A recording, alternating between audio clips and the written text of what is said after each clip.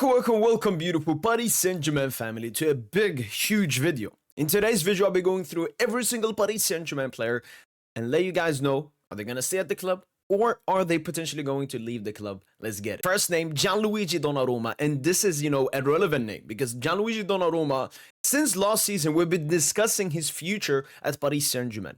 Last season, was his third season at Paris Saint Germain, and we're like, it's just not good enough. It's just not good enough. It's been 3 years, Donnarumma. Last year, at least, got to be your last year. Donnarumma, obviously, his contract ends in 2026. So he knew, Paris Saint Germain knew that this was going to be Donnarumma's do or die season.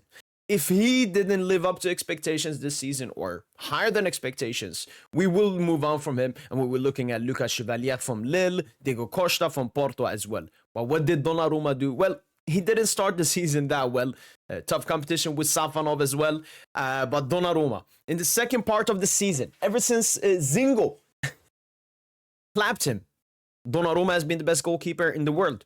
And he's done what we've always wanted from him. And that was big, important Champions League knockout games.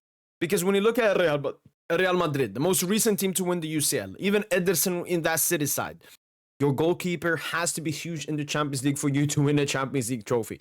Every single Champions League team, they've had moments where they've survived, where, the opponent has had opportunities, but they survived. And that's exactly what Donnarumma did this season. And that's why his future at the moment is extremely strong. And even according to some, I wouldn't say the most reliable reporters, an agreement has already been made between Paris Saint Germain and Gianluigi Donnarumma's camp for an extension at Paris Saint Germain. So Donnarumma's future is green at Paris Saint Germain, and he will be extending and staying at Paris Saint Germain. Next up is his backup, Matviev Safonov. He was obviously signed last summer, so his future was never in doubt, and it's even more positive for his future at Paris Saint Germain because whenever Donnarumma was in bad form or injured or missed a game, we could rely upon Safonov. We all remember that huge performance versus Arsenal in the Coupe de France, in that penalty shootout as well, that took us, and now we're in the Coupe de France final. So huge shout out to Safonov, and obviously his future is at Paris Saint-Germain. The last goalkeeper to look at is Arnaud Tenas. His future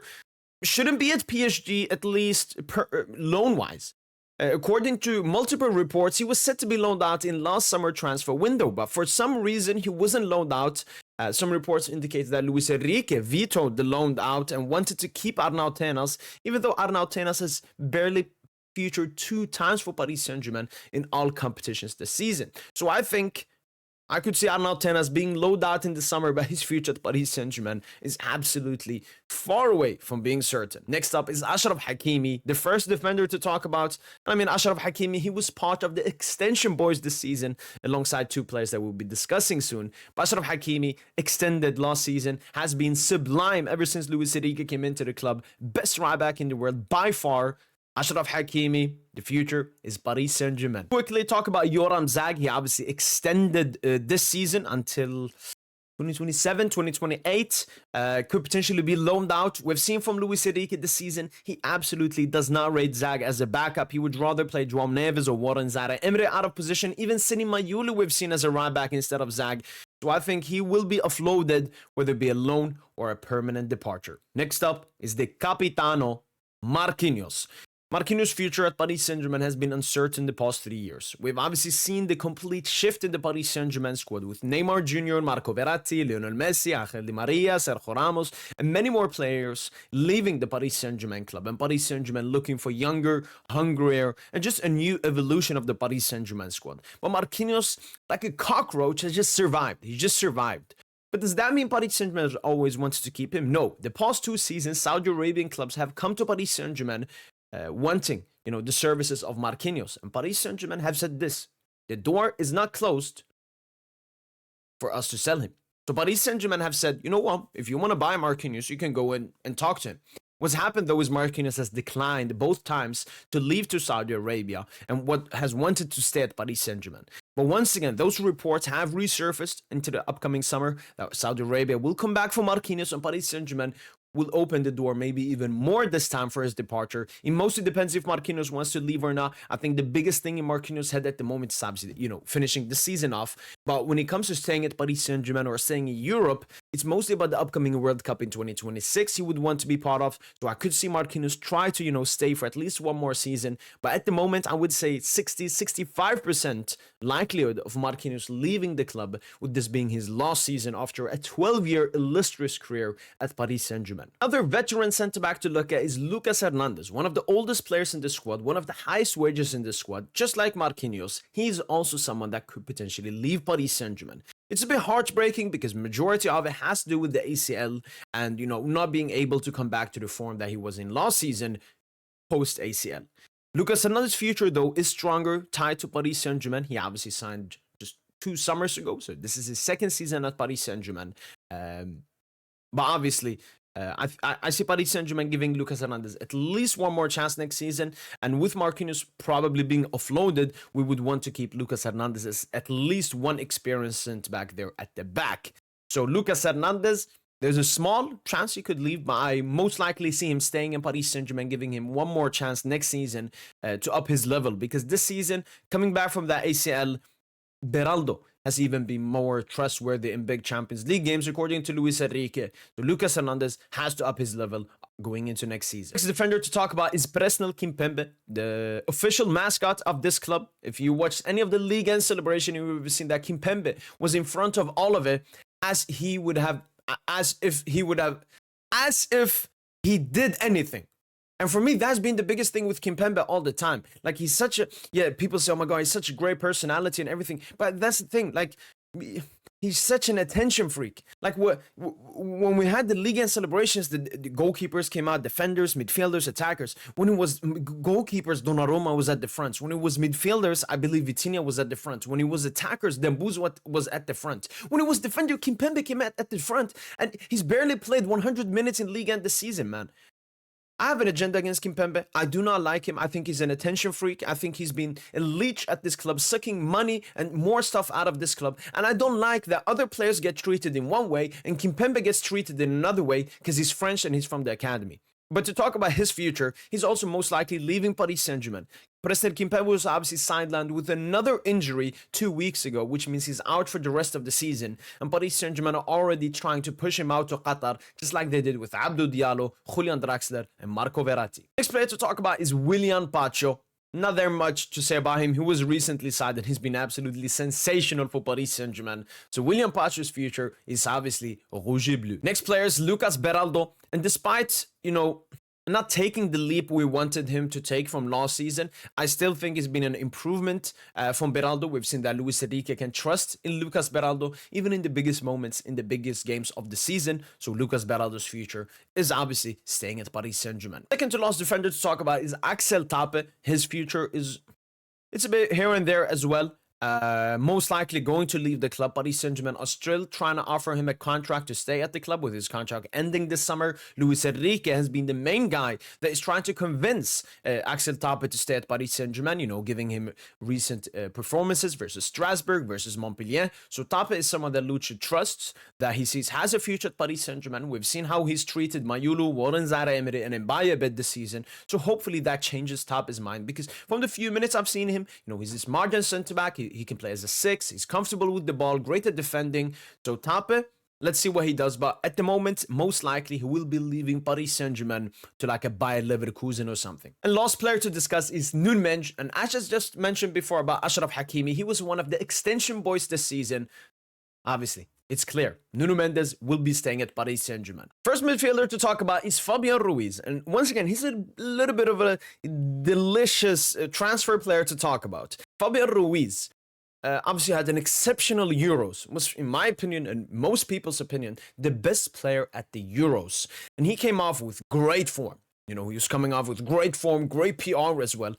And Luis Campos and Nasser Khalifa were thinking about a potential departure for Fabian Ruiz in the summer, cash in on the money he has. He only has 2 years left on his contract. But that's when Luis Enrique came in and vetoed the transfers, believing that Fabian Ruiz will be impactful for Paris Saint Germain this season. Well, the season started off, and the first 5 months of the season, Lucha was wrong, and Nasser and Campos were right. Even us on the podcast, we were discussing, we should have probably sold Fabian in the summer. We even had him on a potential transfer list on the podcast. But ever since 2025 started, Fabian Ruiz started. I think he has 11 GA so far in 2025, been absolutely exceptional in the big Champions League knockout games where we need him to perform. And that has obviously changed a little bit for Fabian Ruiz, but his biggest supporter, Luis Enrique, couldn't be happier. And Luis Enrique's stance about Fabian Ruiz is as clear as it's been. This is a guy that I trust. This is a guy that I want to keep up Paris Saint Germain. And recent reports are mentioning a possible extension for Fabian Ruiz, which I believe his contract ends in 2027. So Fabian Ruiz future at Paris Saint Germain looks strong at the moment. Next player is Vitinha. He was obviously the third player of the extension boys, including Nuno Mendes and Achraf Hakimi, and he will obviously be staying at Paris Saint Germain. Vamos Vitor. From one Portuguese midfielder to another, Joao and Neves. Similarly to Pacho and Safonov, he was signed in last summer transfer window, and what a sensational signing has been. I mean, he's putting question marks over if Vitinha is our best midfielder. That's how great Joao Neves has been for us this season, and his future is obviously at Paris Saint Germain. Next midfielder to talk about is Warren Zaire Emery. You can hear the quietness, the depressingness, because that is the best description of Warren Zaire Emery's season this season. He's just not been up to par. He's been worse than when he came back after that insane stretch he had in the first 6 months of last season. Warren Zaire Emery's situation, obviously, he was at Paris Saint Germain. He extended at Paris Saint Germain in last May, I believe, last April, last year in 2024. So Warren Zaire Emery will obviously be staying at Paris Saint Germain, but we need a big season from him next season. Ale Warren. Last midfielder to talk about is Mayulu, someone that followed, in the trajectory of Warren, just not as quickly pushed into the starting lineup. And that's one thing I really like about Mayulu and how Luis Enrique has used him. I think Warren Zaire Emery, maybe it's a bit, it's a bad thing for him, how much he got used in that first season, because youngsters shouldn't be pushed this much, because they will have that breakout season and then he will start dropping off and then they can come back to that level. We saw that a bit with Pedri at FC Barcelona. His first season at Barca was insane. Then he dropped off and now he's back to Pedri. So I'm really happy how we're steadily integrating Mayulu to this team, keeping him extremely hungry and motivated, and he's been great off the bench. Mayulu, there was a possibility he would have left Paris Saint Germain last season with his contract ending, but Luis Enrique, just as he's trying to do with Axel Tappe this season, convinced him to stay at Paris Saint Germain. And at the moment, Mayulu stocks at Paris Saint Germain have never been higher, and the future looks great with Mayulu probably getting more minutes next season and a bigger role. Now moving into the attackers, we have Ousmane Dembele. Not that much more to say. Ousmane Dembele is a Parisian and will remain a Parisian. Next attacker to talk about is Kang, and unfortunately for him and a lot of his fan base, there's a big chance he will leave Paris Saint Germain. There's still a chance he will stay at Paris Saint Germain, because I don't think Luis Enrique looks at Kang like, this guy is not part of my plans. No.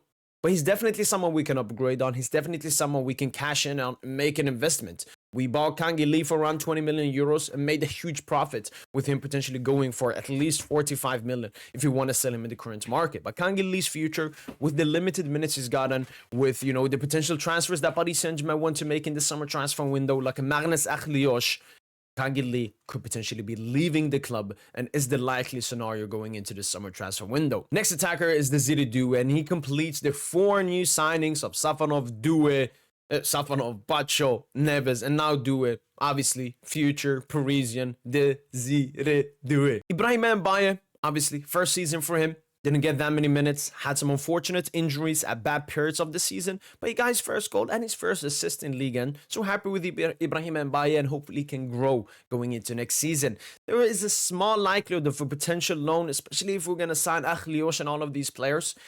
So I still don't know about Mbaye. Could potentially be loaned out, or he stays at Paris Saint-Germain with a bigger role next season. But he's definitely not leaving on a permanent basis. Third to last attacker to talk about is another new signing that was made in January, and that is Khvicha Kvaratskhelia.